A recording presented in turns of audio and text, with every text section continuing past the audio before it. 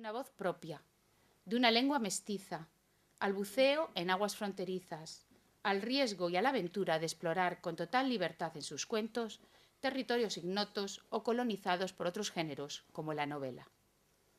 Una mujer en la cama, Las otras vidas, El libro de los viajes equivocados y La muerte juega a los dados son libros de cuentos, aunque su lectura vaya revelando y desvelando una novela secreta, una suerte de autobiografía personal y literaria sin dejar de ser nunca libros de cuentos.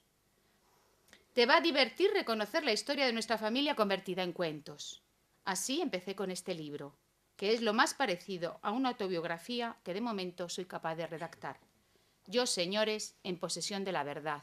Yo, señores, narrándome. Mis recuerdos son la argamasa con la que levanté estos muros. Y una pregunta, que luego, si quiere, contestará. ¿La escritura es sucesión, memoria de vida? Es decir, ¿se escribe de lo que se conoce? ¿O la escritura es indagación, búsqueda? Es decir, se escribe de lo que se ignora. Clara trenza en sus cuentos la memoria personal con la memoria colectiva. Presenta una historia fragmentaria en historias fragmentadas. Dibuja paisajes físicos y delirios mentales. Exhibe vivencias y videncias. Engarza anecdotarios propios y ajenos. Saquea libros y experimenta con ellos. Disemina homenajes personales y literarios, también algunas venganzas. Solo hay que saber, amigos, descifrar las citas, las abreviaturas o las dedicatorias. Y todo ello en un tiempo y espacio superpuestos, plegados, dejando un interior de voces, objetos, imágenes. La araña teje su espiral logarítmica. Todo son formas. La vida nace de un pliegue, los pliegues de la memoria, imágenes que prosperan. Porque la memoria en su escritura no se extiende linealmente, sino que se sumerge en la profundidad, como si bebiera de un cauce subterráneo y mágico.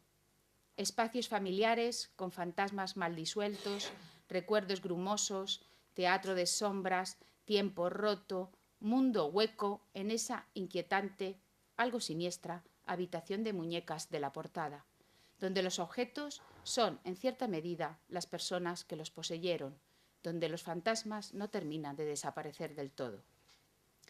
Piensa que tu cuerpo es una habitación oscura.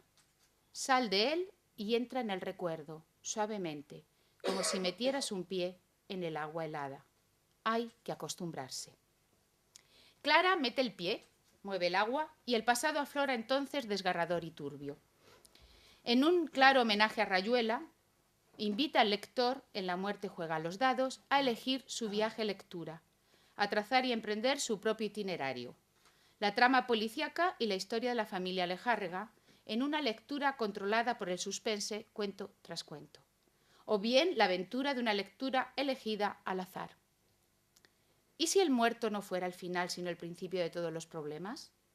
He estado leyendo esas novelitas tuyas y ya entiendo cómo están hechas. Primero se busca un muerto y se lo pone en las primeras páginas.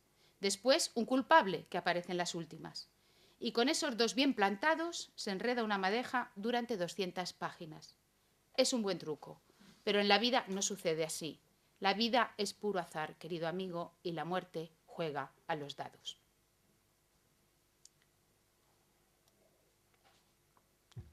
Clara muestra una aguda percepción de la muerte, de la destrucción, de la pérdida. La muerte de la infancia simbolizada en los naranjos, una nueva tara de lo que el viento se llevó. Un mundo que ya no existe, un territorio en ruinas oxidado por el tiempo, con esa alfombra mágica como una isla en el naufragio. No existe el mundo de los nenúfares, donde metíamos los pies, ni los eucaliptos cuya corteza fumábamos, ni las casas con muchas criadas. No existe tampoco la quinta de los naranjos, el caserón que miraba al río, la galería. El mundo había perdido la inmovilidad de la infancia. Eso es crecer, pensó. Esto, el paso del tiempo. También se sumerge en la muerte de una generación y en el efecto corrosivo del olvido. ¿Dónde quedó el futuro de tantas vidas amputadas? ¿Quién escribirá sobre todos los que fueron arrojados al abismo? E igualmente se pregunta por la muerte de nuestras otras vidas, esas que abandonamos o nos obligaron a abandonar, las vidas que no nos atrevimos a llevar a cabo, vidas transmutadas por lo imprevisto, por el azar, todo lo que pudo haber sido y no fue. Yo que tantos hombres he sido, no he sido nunca aquel en cuyo abrazo desfallecía Matilde Urbach, anheló Borges. Escribir es entonces habitar esas otras vidas, o levantar la propia y convertirla en ajena. Nada de lo que recordamos es verdad, nada de lo que imaginamos es mentira. Clara escruta el mal, la brutalidad, el dolor, la locura, la culpa, el engaño. Recorre zonas hostiles del ser, hurga en su opacidad. Pero también celebra la epifanía de la vida, el juego, la mascarada, el estrafalario y carnavalesco teatro del mundo. A mí lo que me va, dice uno de los personajes, es la demonología. O vive siempre como si el mundo fuese a explotar bajo tus pies. Se lo decía su madre a Margaret Mitchell, la autora de Lo que el viento se llevó, cuando la llevaba de niña a visitar las ruinas de las grandes casas del sur. Clara defiende la posibilidad redentora del amor, de los afectos, aunque en ocasiones esa esperanza se vea defraudada. Y sobre todo cree en el efecto reparador del arte, de la escritura, a pesar de que la literatura no nos devuelva la vida, a pesar de que las cosas bellas nunca sirvan para nada.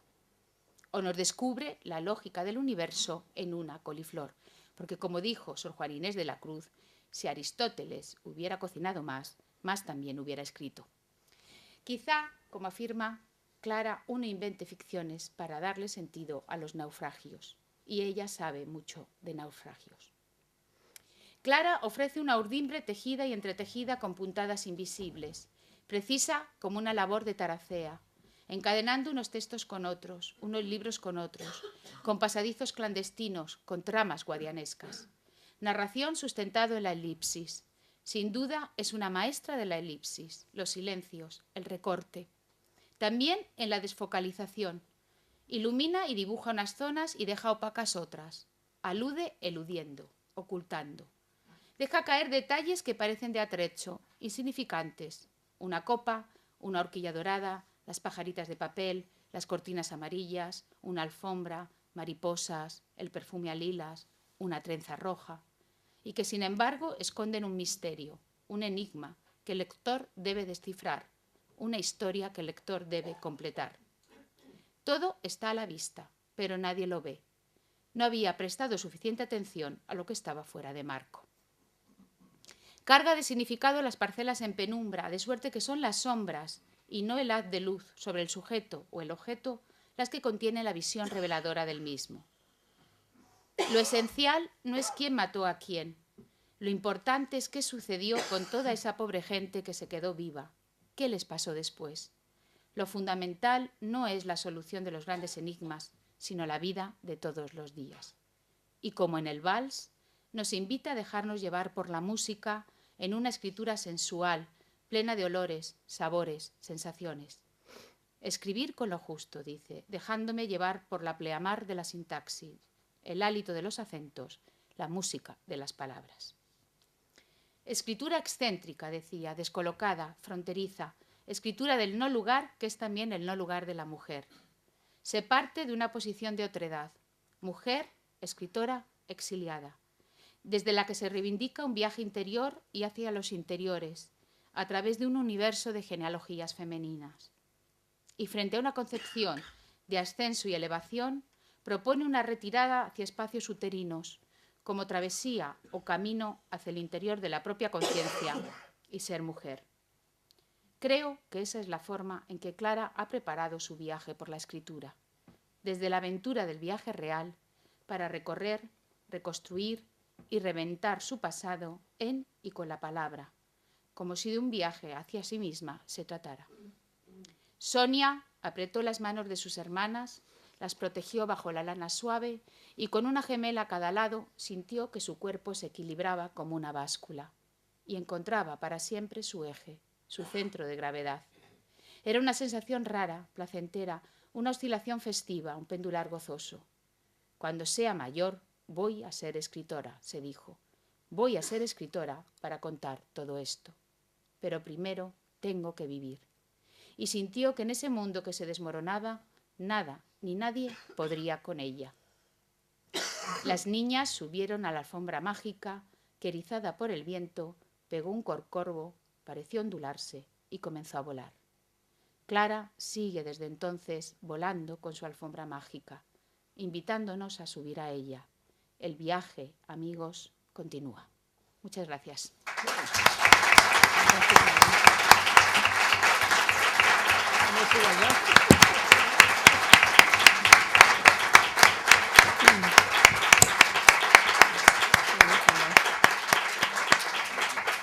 Bueno, a las preguntas, si quieres, las contestas luego. Después. Ahora, como os decía, Elvira Mínguez va a coger 2 papelitos y a seleccionar 2 cuentos al azar. No me lo ponéis fácil, ¿no? No. A ver. ¿Cuál te ha tocado?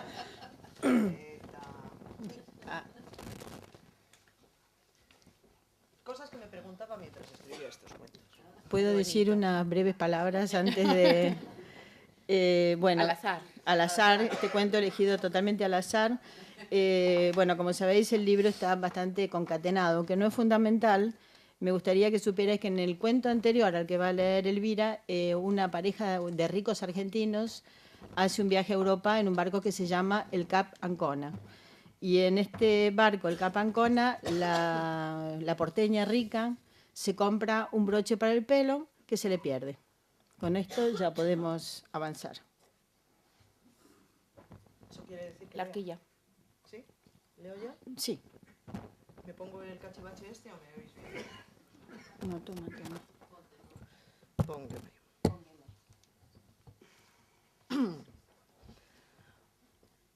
Cosas que me preguntaba mientras escribía estos cuentos. ¿Qué habrá sentido el piloto francés Pierre Klosterman, integrante de la Royal Air Force, cuando 18 años más tarde del viaje inaugural del crucero de lujo Cap Arcona recibió la orden de bombardearlo? Imagino a Klosterman, divisando el transatlántico desde el aire, apagadas ya las chimeneas rojas y blancas que antes venteaban un humo poderoso. Lo imagino recordándose tan joven, en el puente del buque muchos años atrás. Imagino su nostalgia, él que había hecho el trayecto en primera clase, cuando todos eran ricos y felices, los cristales estaban sanos y los muebles en su sitio. Cuando estaba lejos la guerra y nadie había escondido los chalecos salvavidas.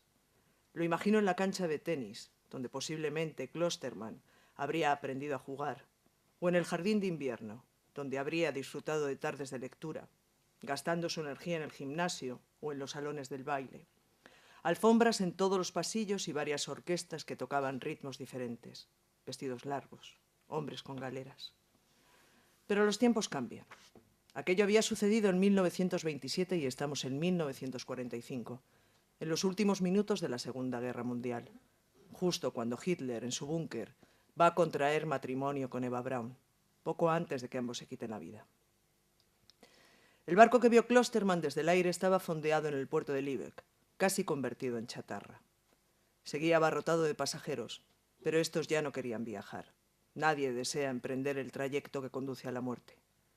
Habían llegado a pie desde los campos de concentración de Neuengamme y Stutthof. Para evitar el juicio de los aliados, en esos días los nazis buscaban que las víctimas se evaporaran. Pero los cuerpos son incómodos, no se volatizan. Vaciaron los campos y arrearon a los supervivientes por la carretera, donde muchísimos murieron. Los que se asían a la vida fueron empujados al transatlántico y encerrados allí. Luego izaron sobre el buque la bandera alemana. Cuando leo esta historia me cuesta creer que todo esto se hiciera a escondidas de los aliados. De hecho, hubo quienes se negaron a colaborar con el destino de los cautivos. El capitán John Jacobsen, por ejemplo, o la Cruz Roja Sueca, que gestionó la liberación de los presos franceses. Los ingleses también alertarían sobre estas prisiones de agua, pero luego, cuando sucedió lo que sucedió, evaluaron el operativo como un brillante ataque. Es decir, había miles de personas presas dentro del Cap Arcona y podemos suponer que una de ellas se llamaba Irina. Supongamos también que Irina tiene 17 años, que es rusa y ha sobrevivido a la deportación, los trabajos de campo, la fábrica de ladrillos, los experimentos, el hambre, los malos tratos, la marcha de la muerte por la carretera. Imaginémosla ahora delgadísima, pisando el puente del barco y luego frotándose los ojos, vagando atónita por los pasillos alfombrados. No, Vagando no, es inverosímil. Imaginemos que lo empujan porque está al final de una larga fila de condenados. Alcanza a ver un salón de baile con sus delicadas puertas de cristal, un comedor victoriano. En las paredes paisajes y escenas de una época feliz. De pronto recuerda su casa, sus padres, sus hermanos. Recuerda el arcón donde la madre guardaba las sábanas que va bordando para el día de su boda. Recuerda el olor a manzanas del arcón y se oye a sí misma protestando. «Déjelo, madre, yo no me casaré. Cállate y déjame coser. Los inviernos rusos son muy fríos. No viviré en Rusia, viajaré». Y su madre negando con la cabeza, como quien piensa, «No digas tonterías». Y vaya si ha viajado. A empujones van metiendo a los presos en los camarotes. 20 y 30 por suite, donde antes cómodamente descansaba una pareja.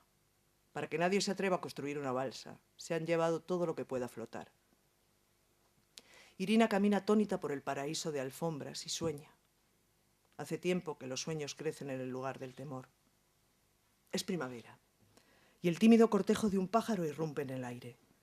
Ella es una de las últimas de la fila y el barco está a rebosar. Ya no le toca la bodega donde la gente se pisotea, sino un camarote de lujo. Aquí debió de haber una cama, piensa. Aquí un tocador con cepillos de plata. Aquí un rizador de pelo y un sillón mullido con su mesita. Una lámpara de cristales iridiscentes y una cortina floreada. Un cenicero. Los presos están tan delgados que no se sabe si se amontonan de frente o de perfil. Esta será mi tumba, piensa también Irina.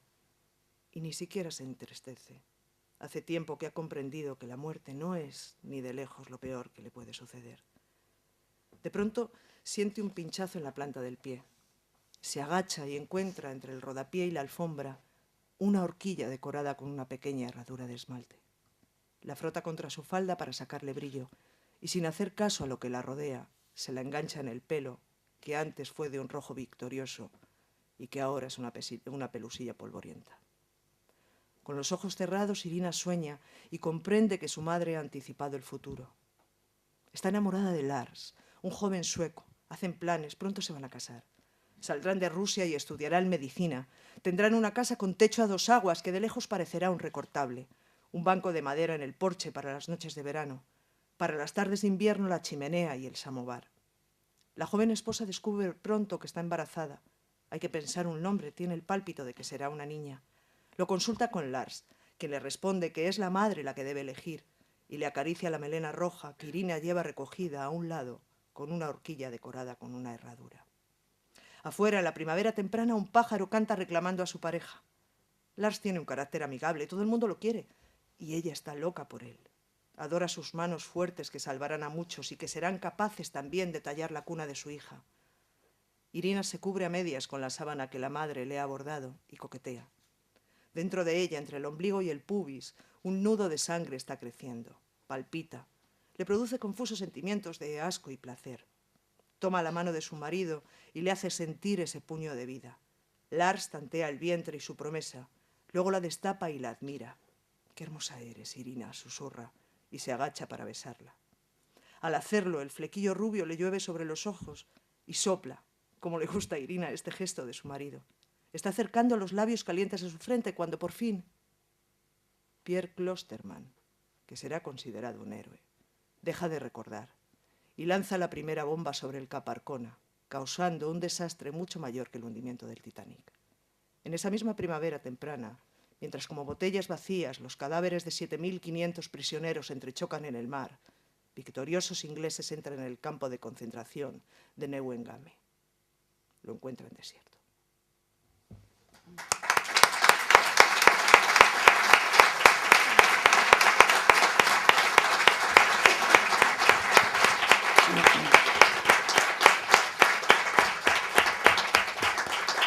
Bueno, muchísimas gracias por la lectura, Elvira. Me parece que os estoy dando la tarde, ¿no? Porque es uno de los cuentos más duros del libro. Hay otro cuento que se llama Las Eléctricas, que juega un poco en paralelo. Y mi idea, bueno, como Carmen iba a leer y lo ha hecho tan bien realmente, era traer unos apuntes y comentar un poco cómo he trabajado, aunque no sé si lo haré con gracia, porque son unos apuntes un poco desordenados y además estoy en manos de Juan Casamayor, que puede acabar con cualquiera de los autores. Merino lo sabe perfectamente bien. Entonces se suponía que hoy estaba relajada y feliz, pero ya... Buah.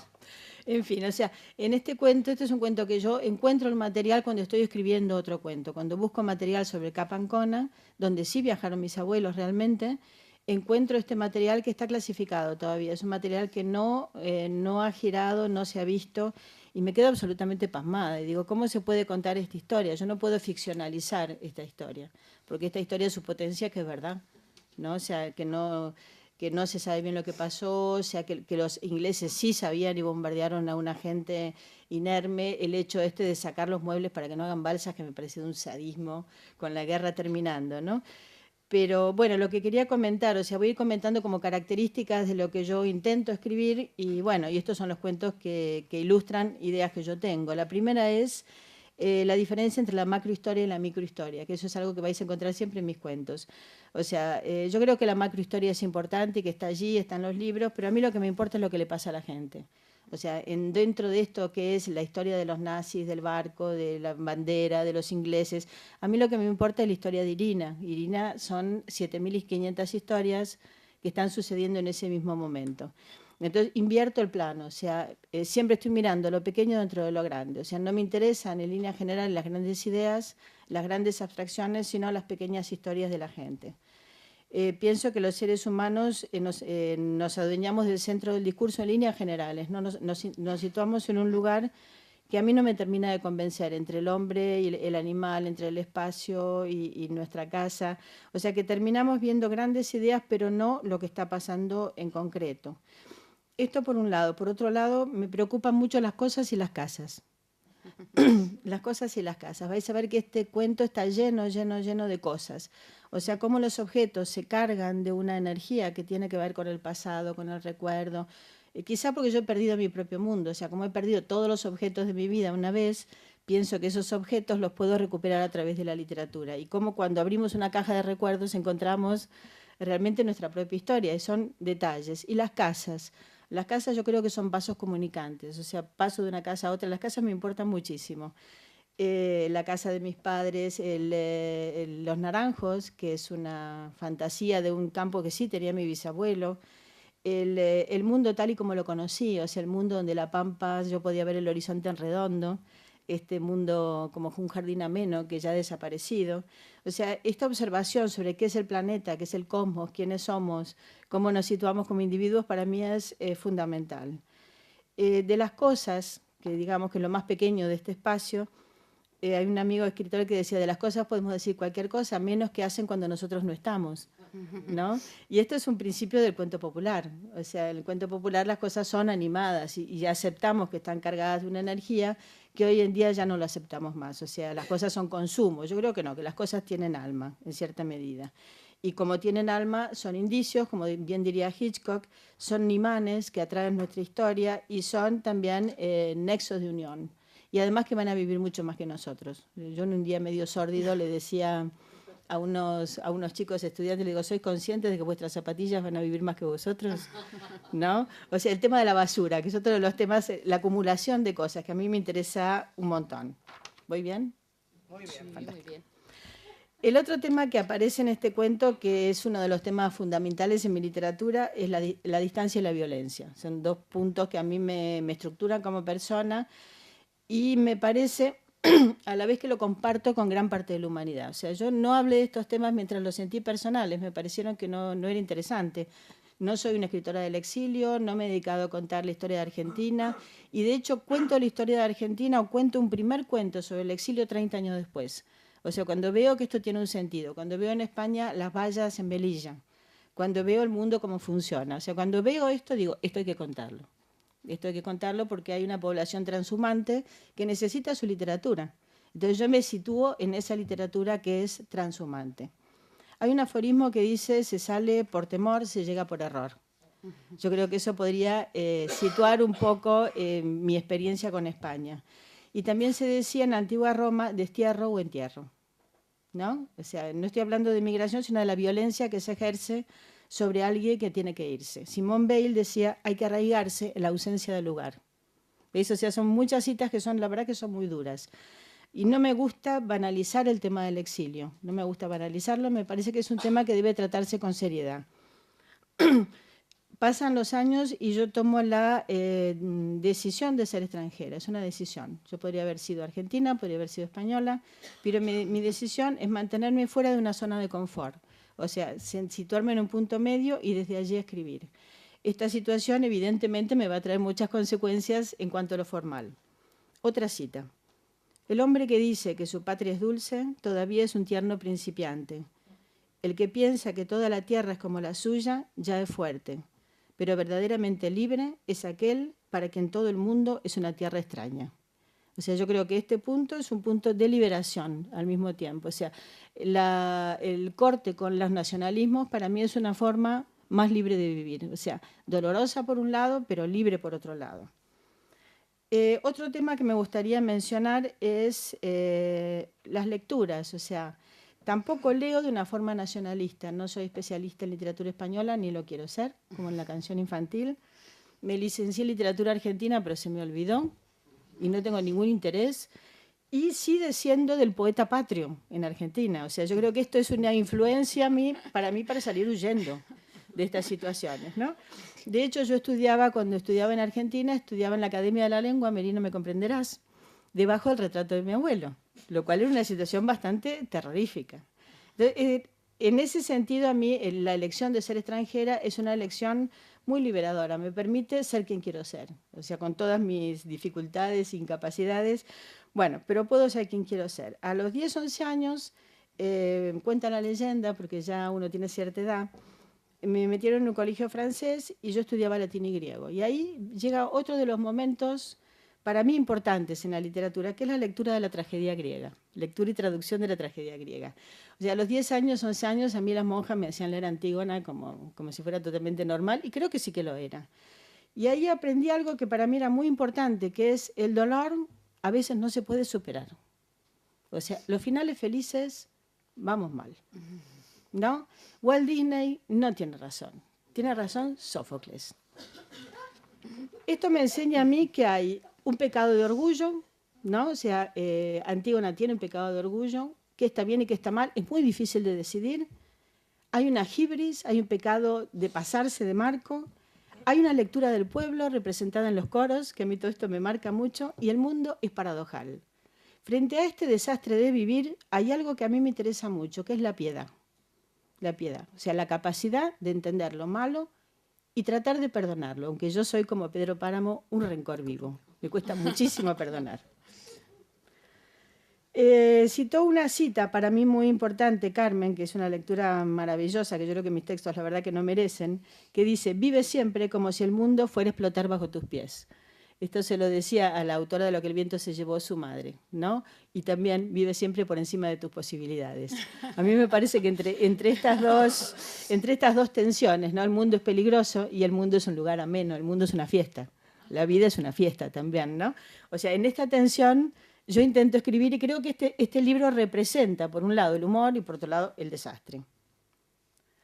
Me gustaría recordar una película que yo creo que cuenta mucho lo que yo he sentido muchas veces, que no sé si la habéis visto, que se llama El paso suspendido de las cigüeñas, de un director griego que me gusta mucho, que es Angelopoulos. Hay un momento que el personaje se pone frente a un puente y levanta la pata, el pie, como si fuera una cigüeña, y dice, si me quedo aquí, quizá me matan, si piso aquí también quizá me matan. Entonces, ese mundo peligroso, eso es lo que a mí me interesa. En cuanto a la familia, en esta ensalada que estoy haciendo, ¿no? Mi familia sale en el año 1600 más o menos de un pueblito que se llama Calañas, que he recuperado este año en Huelva. Me han regalado tierra del lugar y un poema de mi abuelo. Todavía estoy atónita. ¿No? Esa patria que construye en Argentina este español que sale de Huelva, amante de los libros, mi familia siempre ha sido amante de los libros, y que va a una patria que construye como propia, tiene que ver con lo patriarcal. Para mí patria y patriarcado son dos palabras bastante parecidas. O sea, yo creo que yo he vivido siempre bajo el peso de una cultura masculina que no me aplastó porque tengo un mal carácter. En el libro anterior hay un cuento que se llama Monedas de Oro, que habla de este viaje, de este tipo que se va a España, de España a Argentina, y cuenta una historia siempre falsa. Sabéis que los inmigrantes mentimos más que hablamos, ¿no? O sea, la necesidad de hacerte una historia te hace cambiarla. Compra 20.000 hectáreas de tierra y son riquísimos, riquísimos. Y construyen algo parecido a los naranjos. O sea, en los naranjos existe. Yo vivo en mi generación el ocaso y derrumbe de esta clase social, por su propia estupidez, por su propia incapacidad, por muchísimas razones. Derrumbe que no siento en absoluto. Me encanta que se hayan derrumbado porque creo que se lo merecían. Pero este espacio me llena a mí también de nostalgia y me da la idea del lugar ameno, el campo. Para mí el campo sigue siendo un lugar maravilloso, de forma que yo escribo un cuento que para mí es mi primera autobiografía, que se llama Yo en otra vida fui un avestruz. Cosa que es verdad, yo en otra vida fui un avestruz, cuando vivía en La Pampa. Aquí me gustaría citar otro tema que para mí es fundamental, que es la naturaleza, el ensimismamiento y la belleza. Yo soy una persona totalmente colgada de la belleza, o sea, me conmueve de una manera casi religiosa el paisaje, el mundo en general. Los grandes caserones también me gustaban mucho. Y en estos caserones donde todo parece ser tan feliz, si hay algo que yo he aprendido es que los ricos no son felices. O sea, ser feliz es otra cosa, no tiene nada que ver con el dinero. Yo crecí como una niña abandonada, criada por los criados, ¿no? Entonces, esta infancia abandonada, salvaje, más del lado de los criados, o sea, para mí es una riqueza. O sea, si bien es una pobreza porque carecía de padres con 2 centímetros de cabeza, es una riqueza porque vi varios mundos a la vez. Esto lo vais a ver en cuentos como El cuerpo y la peste. La peste es un cuento casi autobiográfico. Todo lo que sucede ahí es prácticamente verdad. Pensad en un mundo donde el horizonte se veía en redondo. O sea, yo siento que yo he vivido en el siglo XIX, en el siglo XX y en el siglo XXI. O sea, que me ha tocado vivir 300 años, lo cual es una gran virtud, ¿no? Porque era una clase social frenada en el tiempo y me ha tocado salir de allí y llegar a otra historia. Leer. ¿Qué es lo que leía? Leía todo el día sin parar y cualquier cosa. Pero sobre todo me cambiaron, además de la tragedia griega, 2 autores un poco sorprendentes. Uno es Jacobson, el filólogo ruso, y otro es Borges. En aquella época, cuando yo era muy joven y tenía 10 años o 12 años, yo leía poesía como una loca. Leía, por ejemplo, a Gerardo Diego y no entendía nada. Por ejemplo, Torerillo de Triana, frente a Sevilla, cántale a la gitana tu seguidilla. ¿Entendéis? O sea, yo leía simplemente porque me mareaban las palabras. Borracha de palabras. O sea, nada más poner la cabeza sobre la mesilla y dormir el sueño de Holofernes. ¿Entendéis? Pero era una historia... O sea, nunca pensé que la literatura había que entenderla, había que leerla. Pero por otro lado, leí un texto, que yo era una friki seria de pequeña, ¿no? Leí un texto de Jacobson y Levi Strauss que se llamaba Los gatos en Baudelaire. Yo tenía formación francesa y entré en una absoluta fascinación por la sintaxis, pero una fascinación. O sea, cómo el lugar del sujeto me servía a mí para interpretar un poema, cómo el complemento directo me decía mucho sobre lo que decía un texto. O sea, cómo la sintaxis me decía sobre el secreto de la escritura. Os voy a leer la frase que a mí me cambió la vida, que es una frase de un cuento de Borges. Yo creo que en el taller le hemos leído, o sea que le pillaréis el truco. Esto a mí me dejó colgada durante meses. Que un hombre del suburbio de Buenos Aires, que un triste compadrito, sin más infatuación que el coraje, se interne en los desiertos ecuestres de la frontera del Brasil y llegue a capitán de contrabandistas, parece de antemano imposible. Lo voy a leer de nuevo. A ver qué le pasa a esta frase, le pasa algo rarísimo. Que un hombre del suburbio de Buenos Aires, que un triste compadrito, sin más virtud que la infatuación del coraje, se interne en los desiertos ecuestres de la frontera del Brasil y llegue a capitán de contrabandistas, parece de antemano imposible. Digo, ¿qué le pasa a esta frase? Es la historia de un jefe y un subordinado. ¿Qué le pasa a esta frase? Que la subordinada está antes que la principal. O sea, está contando el tema del cuento, este hijo de su madre, el tema del cuento a través de una construcción sintáctica. Yo ahí, si existe el orgasmo literario, lo tuve, pero sin duda me quedé pasmada. Este fue un gran descubrimiento, o sea que yo podía... ¿Léela otra vez? Otra vez. El cuento se llama El muerto, es un cuento fantástico. Dice, que un hombre, ¿veis, no? Subordinada. Que un hombre del suburbio de Buenos Aires, que un triste compadrito, sin más virtud que la infatuación del coraje, se interne en los desiertos ecuestres de la frontera del Brasil y llegue a capitán de contrabandistas, parece de antemano imposible. La forma correcta sería, parece de antemano imposible que tal cosa y tal otra. Entonces, todo el cuento consiste en esconder el lugar del subordinado, o sea, de la subordinada.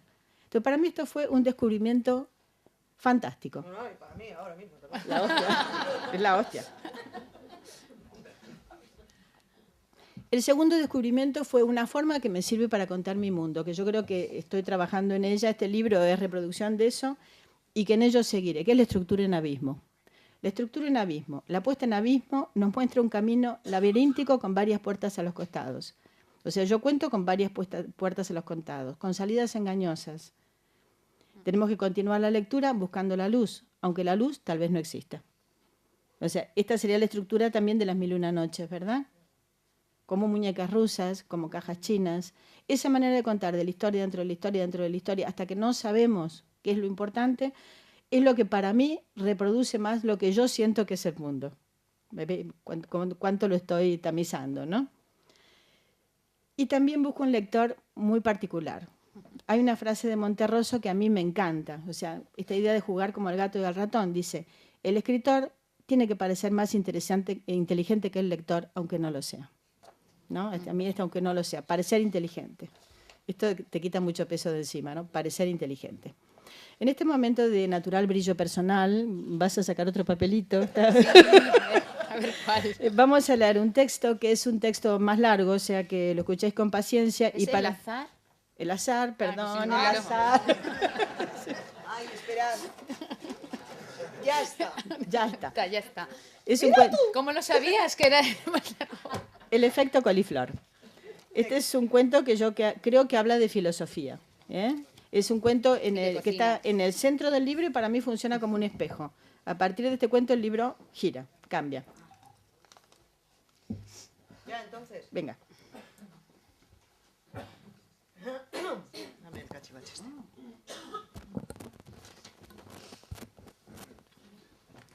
El efecto coliflor. El detective O'Brien cerró la heladera Siam que le había regalado su esposa. ¿Puedo interrumpir? No. Una heladera Siam en Argentina es como un SEAT en España.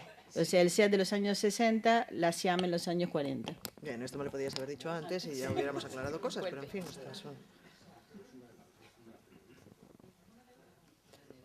Una nevera. Una nevera. Estas redonditas tan bonitas que ahora Una nevera. ¿Qué ahora cuestan un huevo? ¿Cómo se llama, Juli? ¿Nevera? Que están Esas. tan de moda y son carísimas. Bueno, en fin, si ya tenemos a bien, vamos allá. El efecto coliflor. El detective O'Brien cerró la heladera Siam que le había regalado su esposa. Todavía le daba vergüenza reconocer que se había enamorado de un electrodoméstico, pero más vergüenza le había dado que su mujer, una vez más, le hubiera leído el pensamiento. Así son ellas, pensó. Ante su Amalia era difícil esconder nada. No me necesitas, le había dicho al partir, pero por las dudas te he comprado una Siam. Hay varios escabeches en la despensa. Puedes alimentarte hasta que aprendas a cocinar. Y antes de partir, le dio la única explicación que el detective escucharía de labios de su esposa. No quiero pasar la vejez a tu lado. Cosas de las mujeres maduras, pensó el detective O'Brien, y se mintió. Volverá. Amalia, su querida Amalia, siempre había estado allí, ocupada en sus labores, paciente ante las largas disquisiciones sobre cada uno de sus casos. Más que triste, los primeros días de soledad se sentía desconcertado. En la cama se acurrucaba como siempre a la derecha, mirando hacia la pared, pero pronto se animó con esa línea de frontera que está en medio del colchón y al conquistar el territorio ajeno, descubrió que descansar despatarrado y solo era lo mejor que le puede pasar a un hombre. Luego conoció la maravilla de procrastinar, o sea, de dejarlo todo para mañana, de entrar en la cocina con los zapatos con barro, de pisotear la ropa cuando salía del baño, la toalla húmeda en el suelo, de no bajar la tapa del inodoro, de comer a deshora. En esta tarde de sábado el cielo encapotado era un pretexto para no salir. Todavía en pijama se dispuso a escuchar el fútbol sin controlar el volumen. Dedicaría el resto de la tarde a leer el periódico. Ahora que nadie le molestaba, podría, a la nochecita, volver al caso de ese asesinato sucedido hacía siglos y que nunca había logrado solucionar. Podría, si era necesario, regresar a esas pensiones de provincia en las que tanto le gustaba recluirse para perder el tiempo, emborracharse en un bar solitario y reincidir en pistas que no lo llevaban a ninguna parte. Podría, por fin, hacer todas las especulaciones del mundo en voz alta sin que Amalia empezara a protestar. Porque esa costumbre, exactamente esa costumbre obsesiva, había sido el principio del fin. «Lo único que te importa es el trabajo», le había dicho ella. «Yo sola en casa todo el día y cuando volvés tengo que aguantar la misma cantinela. ¿Quién lo mató? ¿Quién lo mató? ¿Quién lo mató? Me importa un pito quién mató a Héctor Lejárrega. Ese caso está cerrado». Al principio su Amalia no era así. La había conocido al comienzo de su carrera como detective, en un pueblo perdido de la provincia de Buenos Aires. Era una criolla animosa que tanto sabía bordar como degollar un cordero, contundente si llegara gorda, de ojos húmedos y dulces como los de un caballo, el pelo recogido en una coleta que cuando caminaba se balanceaba como un péndulo. Era muy inteligente. Había aprendido a leer, a hacer cuentas, incluso había terminado el colegio, cosa extraña para las mujeres de su condición. Cuando se casó con un detective, Amalia había sentido que tenía el mundo por delante y que ascendía varios peldaños en la escala social, los mismos que la madre de O'Brien opinaba que su hijo estaba bajando. Y luego ese caso tan vistoso que les hizo soñar que se habían ganado la lotería, porque los diarios estuvieron dándole vueltas y más vueltas durante meses. O'Brien, como casi todos los de su oficio, era un obsesivo grave. Llevado por el ansia meticulosa de que nada se le escapara, había juntado toda la documentación sobre el caso Lejárrega, diario sobre diario, folletos inconcebibles, fotos y artículos de la época, hasta llenar toda la habitación del fondo de papel y polvo. Y ese era justamente el espacio donde Amalia había soñado poner la cuna del bebé. Ahí se escondía O'Brien durante su tiempo libre, repasando 1000 veces los hechos, que si el vestido blanco de la esposa estaba manchado, que si la institutriz tenía cara de sospechosa, que si el hermano menor se beneficiaba con la herencia, que si el revólver estaba en una posición extraña, que sí, que no. La verdad, había rubricado Amalia con su apabullante sentido común, la verdad es que cualquiera podría haber matado a ese hijo de puta. Cuando el caso se cerró dando por válida la hipótesis de suicidio, Amalia, que lo había escuchado hasta el aburrimiento, intentó consolarlo de su fracaso, pero pasados unos meses decidió que era el momento de cambiar de tema. No fue así, y monótonos pasaron los años. Un día, cuando el detective llegó de trabajar, encontró a su Amalia sentada en la cocina con una valijita de cuero atada con un cinturón, la misma con la que había traído su ajuar de recién casada. Llevaba el tapado puesto, el sombrero sostenido con su alfiler, y en medio de la cocina parecía, oronda como una gallinita, una heladera nueva. ¿Y eso?, dijo Brian. Con absoluta indiferencia hacia el quid de la cuestión, Amalia le respondió: «Es una Siam de segunda mano, en muy buen estado. Te la dejo funcionando», añadió mientras se ponía los guantes. «Seguro que ella es más paciente que yo. Cuéntale a ella tus historias». Luego le dio un beso en la mejilla y le volvió la espalda. Al verla atravesar la puerta y alejarse por el caminito del jardín, al verla abrir la verja que la llevaba a la calle, la recordó vestida de blanco, sus caderas redondas avanzando por el centro de la iglesia. Amalia garrafa de gas, tan poco aérea, tan real, y ahora su lugar vacío en la cama. Oyó ronronear la heladera y sintió un escalofrío de ternura. «Calla, querida, calla, que yo no te voy a abandonar». La heladera, con su porte compacto, su manija suave y curva, donde la mano podía apoyarse con tanta comodidad como sobre las caderas de Amalia. Los hombros blancos y redondeados, un diseño precioso. Abrió la puerta con delicadeza y sacó el sifón. Luego fue a encender la radio. Atardecía. A lo lejos rodaba una tormenta, tableteaba el postigo de la ventana. «Viento del este, lluvia como peste», dijo en alto, y recordó que esas frases sobre los fenómenos meteorológicos eran típicas de su mujer. ¡Qué nostalgia! La época en la que él era un hijo de irlandeses seguro de sí mismo. El hijo del dentista. Un poco bajito, es verdad, pero con ojos claros y todo lo que eso significa. Noches de borrachera con sus amigos y paseos en sulky, la timidez ante esa mujer sensual de melena oscurísima, esa primera noche de casados, cuando llegaron a la casa y ella, sin ningún pudor, se quedó frente a él como Dios la trajo al mundo, su deseo nunca satisfecho de tener un hijo, los días tranquilos con sus noches efervescentes, La piel de Amalia suave y fresca, tan agradable los días de calor, las tardes monótonas de ¿quién lo mató? ¿Quién lo mató? ¿Quién lo mató? Todo se lo había llevado el viento, se dijo mientras oía las primeras gotas golpear contra los cristales. Apagó la radio. Entonces el vientre fértil de la heladera Siam se sacudió. Volvió a arrancar el motor. Querida, querida mía. ¿Y si volviera sobre los apuntes del caso Lejárrega? ¿Por qué justo ahora, si estaba por jubilarse? Recordó la noche en la que llegó a casa con sus notas y Amalia, mientras lo escuchaba embobada, le cebó un mate. Recordó que luego hicieron el amor y ella, con la cabeza de él sobre el vientre, le acarició el pelo como si fuera una criatura.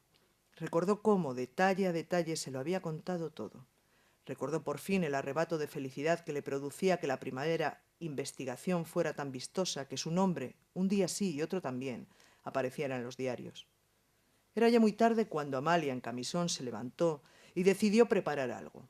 Habían cenado hacía horas, estaban muertos de hambre. Sacó una coliflor y con sus manos pequeñas y morenas separó las hojas grisáceas y carnosas, grandes como pañuelos. Luego, con un cuchillo de carnicero, ¡zas!, partió la cabeza por la mitad. El joven detective O'Brien, con el pelo revuelto y las mejillas todavía rosas, estaba sentado en la cocina admirando la decisión de esos brazos. Amalia, con los ojos como ascuas, volvió a levantar el cuchillo sobre la coliflor. Sus pechos se bambolearon. Un momento. El cuchillo se detuvo. El balanceo también. O'Brien, alucinado, sintió que se mareaba. Sí, había tenido una revelación.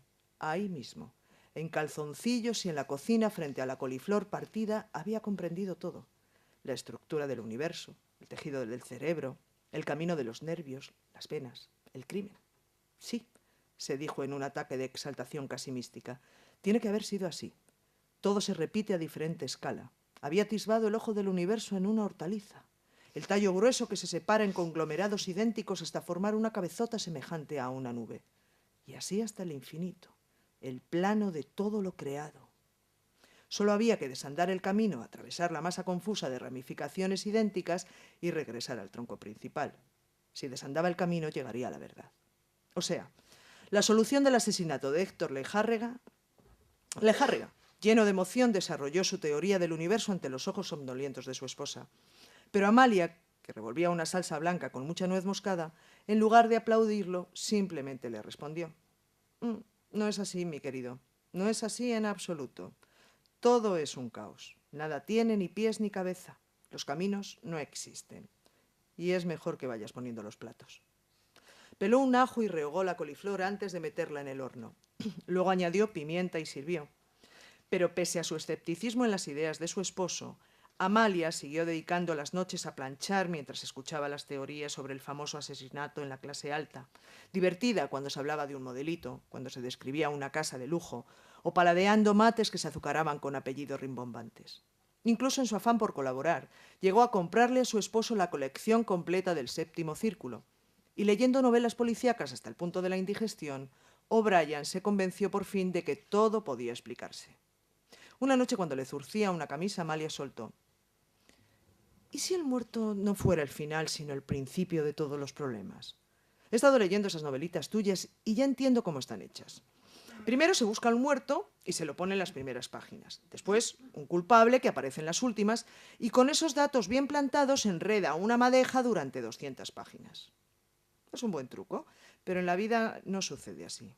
La vida es puro azar, querido mío, y la muerte juega a los dados. A O'Brien le desconcertaban tanto los razonamientos de su mujer que trataba de concentrarse en esos brazos siempre activos y morenos para que no lo contaminaran con sus puntos de vista. ¿Desde cuándo leía tanto? Al fin y al cabo, lo esencial no es quién mató a quién, sigue Amalia cortando un hilo con los dientes. Y sin levantar los ojos de la costura, añadió: lo importante es qué sucedió con toda esa pobre gente que se quedó viva. ¿Qué les pasó después? Lo fundamental no es la solución de los grandes enigmas, sino la vida de todos los días. Y no te quedes ahí pasmado. Mientras el detective secaba los platos, oyó la vocecita de Amalia que, mirando complacida a su zurdido, pontificaba: todo está a la vista, pero nadie lo ve. Esa noche el detective soñó con nubes que tomaban la forma de la masa blanquecina y apelmazada de la cabeza de la coliflor. Salió de sus recuerdos porque, como si estuviera un poco celosa, la Siam dio un corcó y el motor volvió a arrancar. Era tan fuerte la lluvia que la casa parecía la cápsula de un submarino. En el jardín las ranas croaban enloquecidas. ¿Y si Amalia tuviera razón? ¿Y si el mundo, el universo entero, no fuera más que un lugar sin lógica? Rascándose la entrepierna con una fruición que hubiera crispado a su esposa, fue a buscar los papeles de la época. Quizá hubiera algo en los datos aleatorios que se le pasó por alto, una pequeña variación, o no había prestado suficiente atención a lo que estaba fuera de marco. Fue a prepararse un café. Rachas de lluvia rebotaban contra el empedrado. Del pequeño jardín llegaba el gorgoteo atragantado de los canalones. Estaba añorando las tortas fritas que Amalia hacía los días de lluvia cuando un trueno hizo que se le cayera la tacita, esparciendo por todas partes una constelación de café. Limpió un poco y trajo los periódicos del día del asesinato y los de toda la semana posterior. Los amontonó sobre la mesa. Una manchita de café sobre la puerta de la Siam daba la apariencia de un coqueto lunar que sonreía solo para él. Si hubiera estado Amalia, ya estaría quejándose del desorden. La Siam, en cambio, mantuvo su ronroneo en el que el detective quiso ver un gesto de complicidad. ¡Ay, bonita! Y por primera vez dio cuenta de que estaba piropeando una heladera. Repasó el diario del día del asesinato, la inauguración del obelisco, la ópera en el Colón, los incidentes de los cantantes, la muerte misteriosa de Héctor Lejárrega, anuncios, política, necrológicas, sociales, humor, cines del centro. Amalia hubiera dicho, ¿quién sabe cuántas cosas más pueden haber pasado en ese día y que no salieron en el periódico? Porque tienen que ser justamente esas las importantes, ¿quién lo decide?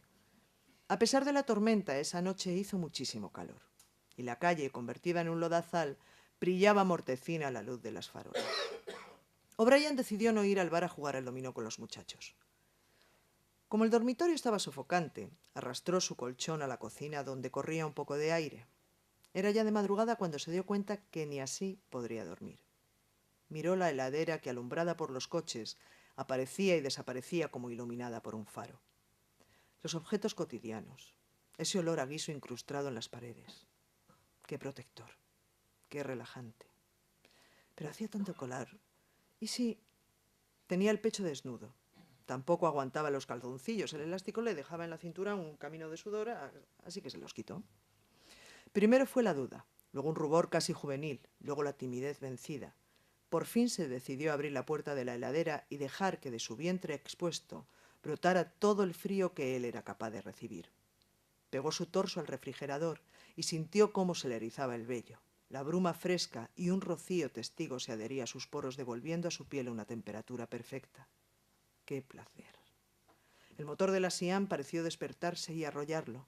De pronto él se encontró gimiendo, abrazado a su heladera, gritando «¡Sí! ¡Sí!».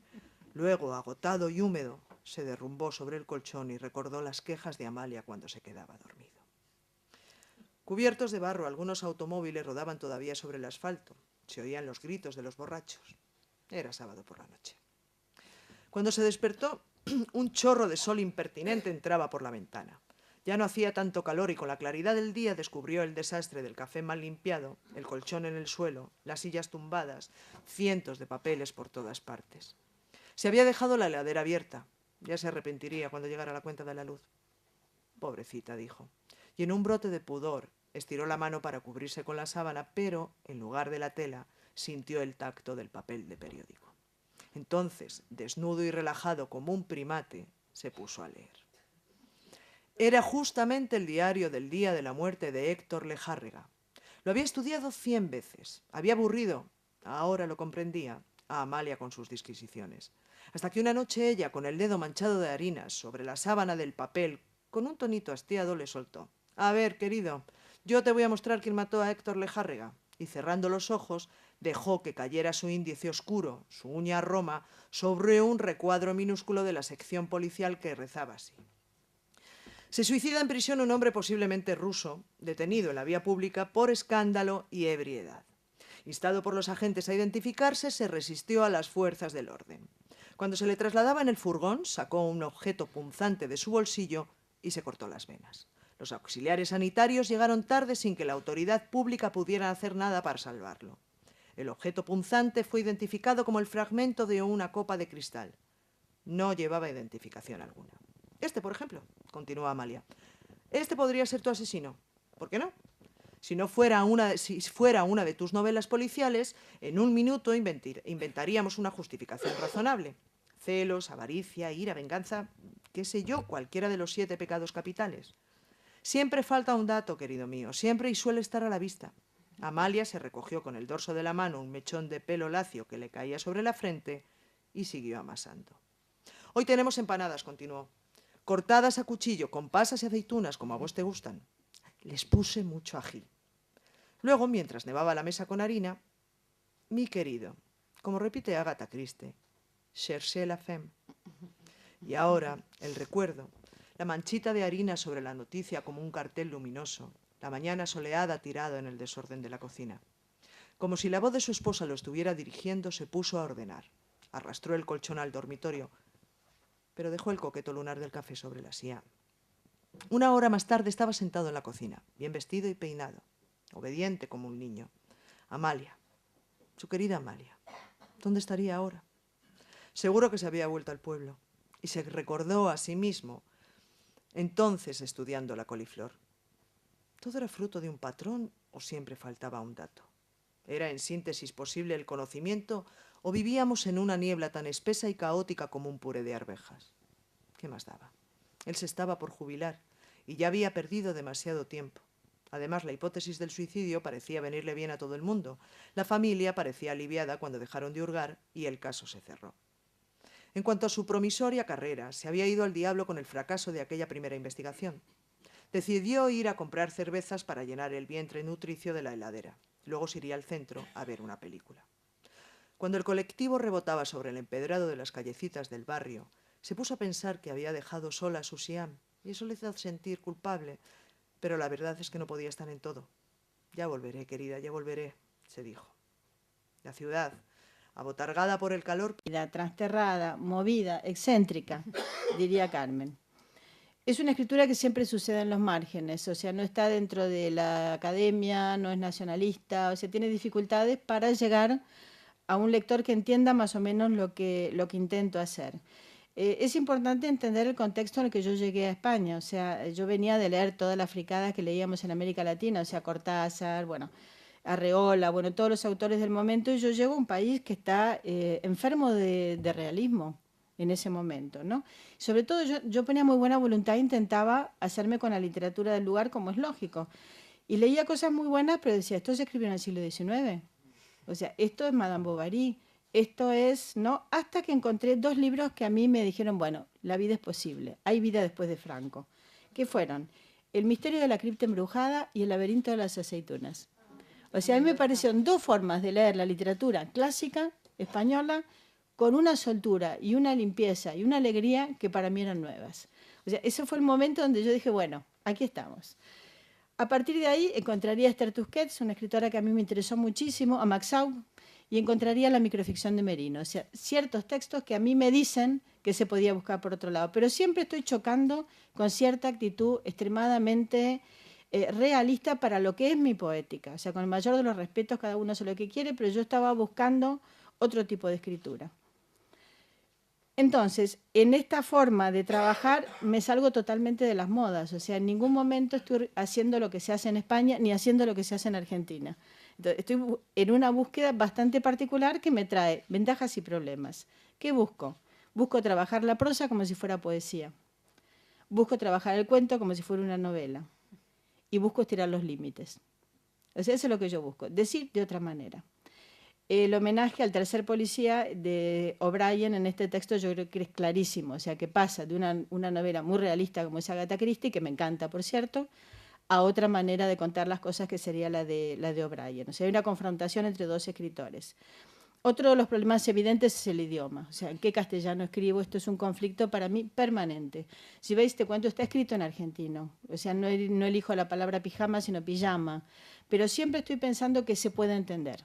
O sea, de alguna manera estoy pensando, cuando escribo en castellano peninsular, que en Argentina lo puedan entender. Y cuando escribo en Argentina, en argentino, que lo puedan entender. O sea, aunque a veces no se entiende y no me importa, pero en líneas generales sí que lo intento. Entonces, estoy trabajando siempre con una conciencia dialectal muy profunda, porque no tengo más remedio, con grandes ventajas de polisemia, pero también con los equívocos que esto me provoca. y es un conflicto, el idioma latente, que en este libro yo decido exponerlo. Este libro es absolutamente mestizo en cuanto al idioma. Entonces tomo esa decisión. Está escrito en mexicano, está escrito en argentino, está en un mismo cuento, paso de lo que yo siento en castellano de aquí y lo que yo siento en mi otro castellano. O sea, paso tranquilamente de uno a otro porque pienso que esta lengua desterrada o transterrada o no central es la lengua de mucha gente. Entonces que no tengo por qué rendir culto a una literatura que se establece en una sola lengua, en un solo corte. Ahora, yo tardo 40 años en tomar esta decisión, ¿eh? O sea, para mí es una decisión compleja y dolorosísima. O sea, parece una tontería, pero la verdad que no lo es en absoluto. Pensemos también que al vivir en España es el lugar donde se piensa que la lengua es correcta, ¿no? Y esto es terrible, porque pasamos de una lengua madre a una madre madrastra, ¿no? O sea, esta idea de que la lengua es correcta a mí siempre me ha perseguido. Digo, ¿qué es esto de correcto? ¿Quién hace la lengua? ¿De quién es la lengua? Hay otro autor que a mí me marcó mucho que fue Junot Díaz. Es este escritor que mezcla, o sea, en Estados Unidos esto está totalmente aceptado. O sea, cómo se mezclan distintos idiomas, distintos ingleses, y la misma Toni Morrison, que es una escritora que mezcla lo afro con lo norteamericano. Y por supuesto Bolaño, que hace experimentos en este sentido con una libertad que a mí me costó mucho más tiempo conseguir. Si veis, estoy marcada por las influencias y por la lectura y por el constante problema por el idioma. Hay un autor que se llama Harold Bloom, que escribe un libro que se llama La angustia de las influencias. Yo hablaría en mi caso de la alegría de la influencia. O sea, yo me dejo invadir por otros autores, me encanta, los copio, los destripo. En realidad pienso que soy una escritora lectora, que escribo porque leo. O sea, no leo para escribir, sino porque, al revés, en otro sentido. Mi forma de leer es escribir. O sea, yo desmonto un texto, cuando entiendo lo que hace, hago un libro. Mi libro anterior es, por ejemplo, Emma Suns de Borges. A mí Borges siempre me preocupa.